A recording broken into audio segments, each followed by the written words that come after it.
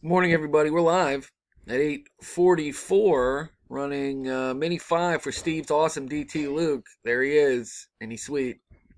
I got 10 spots here that I'm going to copy and take over to random here in just a second. Top 3 win spots in the main. As you can see, going to paste the list in here. Hopefully, we'll get 10 on this side of the road as well.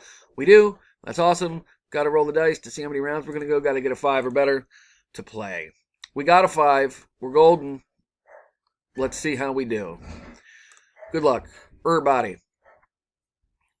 Corey takes round 1 in the top spot with number 3. Chad, round 2. John takes round 3. Travis in the top spot for our next to last round, round 4, with number 10, bringing us.